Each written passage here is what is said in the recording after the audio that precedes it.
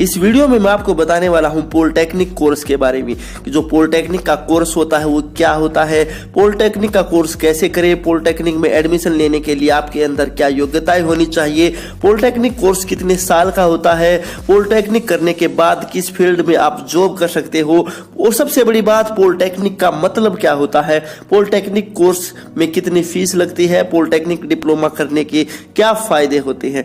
यदि आप इन सभी सवालों के जवाब जानना चाहते हो तो वीडियो को आखिर तक देखते रहिए।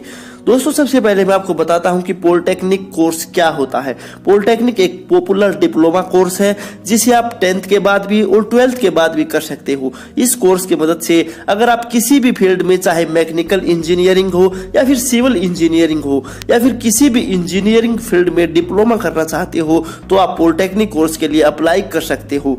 दोस्तों, ये कोर्स 3 साल का होता है यदि आप 10th के बाद ये कोर्स करते हो। यदि आप 12th के बाद ये कोर्स करोगे तो आपको 2 साल के लिए ये कोर्स करना होगा। तो दोस्तों, मेरी सलाह ये है कि आप 12th के बाद ही ये कोर्स करें, क्योंकि 12th के बाद आपके पास 12th की जो डिग्री है वो होगी और आप किसी भी सरकारी नौकरी के लिए अप्लाई कर सकते हो जो 12th बेस पर निकलती है। और 10th के बाद करोगे तो 10th के बाद आपको ये 3 साल का कोर्स करना पड़ेगा और 12th के बाद ये 2 साल का कोर्स करना पड़ेगा और साथ साथ आपके पास 12th की जो डिग्री है वो भी होगी। तो आप 12th के बाद ही इस कोर्स के लिए अप्लाई करें। इस कोर्स की सबसे बड़ी खासियत ये है कि आप पॉलिटेक्निक का कोर्स करने के बाद डायरेक्ट डिग्री के लिए बीटेक के 2nd ईयर यानी दूसरे साल में एडमिशन ले सकते हैं। यानी अगर आपने केमिकल इंजीनियरिंग में पॉलिटेक्निक से डिप्लोमा किया है तो इसके बाद अगर आप डिग्री करना चाहते हो तो आप डायरेक्ट बीटेक के 2nd ईयर मैकेनिकल इंजीनियर में एडमिशन ले सकते हैं। इस कोर्स में बहुत सारी ब्रांच होगी जो आप अपनी मनपसंद से चुन सकते हो और उसमें इस कोर्स को कंप्लीट कर सकते हो। इस कोर्स को करने के लिए आपको एंट्रेंस एग्जाम देना होगा जिसे CET यानी कॉमन एंट्रेंस टेस्ट कहते हैं, जिसे आपको पास करना होता है। अगर आप गवर्नमेंट कॉलेज में एडमिशन लेना चाहते हो तो ये जो टेस्ट होता है आपको ये पास करना होगा और पास ये नहीं करना होगा, साथ साथ अच्छे मार्क्स भी इसके अंदर हासिल करने होंगे ताकि आपको अच्छे से गवर्नमेंट कॉलेज में एडमिशन मिल सके। यदि आप अच्छे नंबर नहीं ला पाते हो इंट्रेंस टेस्ट में तो आपको प्राइवेट कॉलेज में एडमिशन लेना होगा जहां पर फीस भी ज्यादा लगेगी और ये फीस 35 से 40 हजार रुपये होगी। यदि आप इस कोर्स को गवर्नमेंट कॉलेज से करते हो तो 10 से 15 हजार रुपये आपकी फीस लगेगी। तो दोस्तों, अब मैं आपको बताता हूं कि जो पॉलिटेक्निक शब्द है उसका क्या मतलब होता है। पॉलिटेक्निक शब्द पोली जमा टेक्निक से मिलकर बना है, जिसका शाब्दिक अर्थ होता है पोली यानी बहुल और टेक्निक यानी अभियांत्रिकी। यानी पॉलिटेक्निक एक ऐसा कोर्स है जिसमें बहुत सारे इंजीनियरिंग के कोर्स कराए जाते हैं। यानी पॉलिटेक्निक का मतलब कह सकते हैं कि यदि आप अपना करियर इंजीनियर के क्षेत्र में बनाना चाहते हो तो पॉलिटेक्निक इंजीनियरिंग के क्षेत्र में जाने की पहली सीढ़ी है। जैसा कि आप सभी जानते हो कि इंजीनियरिंग के क्षेत्र में 2 लेवल के इंजीनियरिंग होते हैं, पहला सीनियर इंजीनियर और दूसरा जूनियर इंजीनियर।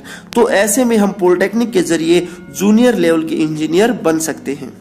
दोस्तों, अब मैं आपको बताता हूं कि पॉलिटेक्निक कोर्स के लिए आपको क्या क्वालिफिकेशन चाहिए, यानी कि आपकी योग्यताएं क्या होनी चाहिए। तो कैंडिडेट या तो 10th पास हो या फिर 12th पास हो और पॉलिटेक्निक में एडमिशन लेने के लिए कम से कम 35% नंबर आपको चाहिए ही चाहिए, तभी आपको पॉलिटेक्निक कोर्स में एडमिशन मिलेगा।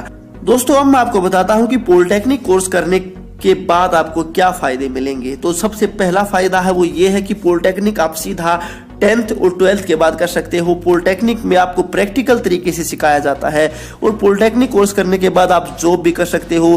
पॉलिटेक्निक के बाद आप सीधा इंजीनियरिंग के 2nd ईयर में एडमिशन ले सकते हो।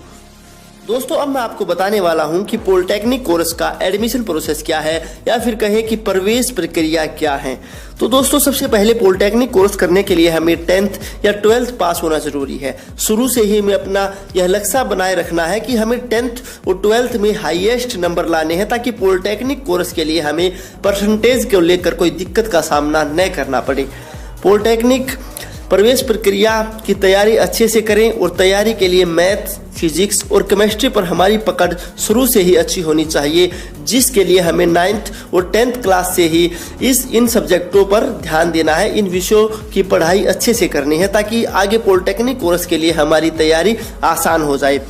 दोस्तों, जब भी हम पॉलिटेक्निक कोर्स की जो प्रवेश प्रक्रिया है वो दे रहे हो तो हमारे मन में ये नहीं रहना चाहिए कि हमें सिर्फ इस परीक्षा को पास करना है और पॉलिटेक्निक में एडमिशन लेना है। नहीं, हमारे मन में ये होना चाहिए कि हमें इस जो इंट्रेंस टेस्ट हो रहा है इसके अंदर ज्यादा से ज्यादा नंबर लाने हैं ताकि हमें मन चाहे कॉलेज में एडमिशन मिल सके, मन चाहे कोर्स में एडमिशन मिल सके। तो आपने इस बात का ध्यान रखना है।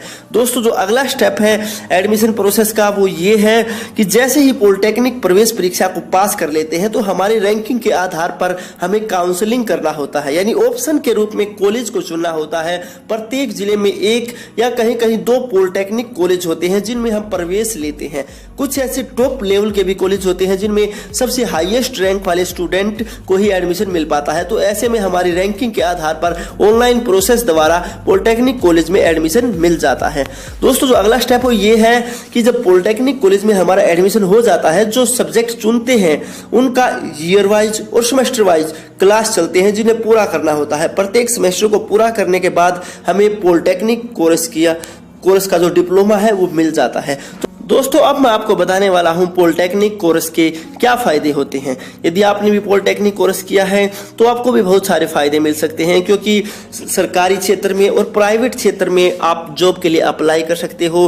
भारतीय रेलवे जो कि सबसे बड़ा जॉब देने के लिए विख्यात है पूरे विश्व में, सबसे ज्यादा जॉब हमारी भारतीय रेलवे द्वारा ही दी जाती है। सबसे ज्यादा कर्मचारी हमारे भारतीय रेलवे में ही काम करते हैं। तो रेलवे भी बहुत सारी ऐसी वैकेंसी निकालता है जिनमें पॉलिटेक्निक जरूरी होती है कि जिन स्टूडेंट ने पॉलिटेक्निक का कोर्स किया होता है वो उसके लिए अप्लाई कर सकते हैं। और भी आपके पास बहुत सारे ऑप्शन होते हैं पॉलिटेक्निक करने के बाद, तो आप पॉलिटेक्निक का कोर्स कर सकते हैं। तो दोस्तों, इस वीडियो में मैंने आपको बताया पॉलिटेक्निक के बारे में कि पॉलिटेक्निक का कोर्स क्या होता है, इसके लिए क्या क्वालिफिकेशन चाहिए, इसका एडमिशन प्रोसेस क्या होता है, और भी बहुत सारी महत्वपूर्ण जानकारी पॉलिटेक्निक के बारे में मैंने आपको इस वीडियो में दी। ये वीडियो आपको कैसी लगी आपने कमेंट करके जरूर बताना है। अगर पसंद आई हो तो लाइक और शेयर जरूर करें, और ऐसी ही एजुकेशन से रिलेटेड वीडियोज पाने के लिए आप यूट्यूब चैनल को सब्सक्राइब जरूर करें। धन्यवाद दोस्तों, मिलते हैं अगली वीडियो में नए टॉपिक के साथ।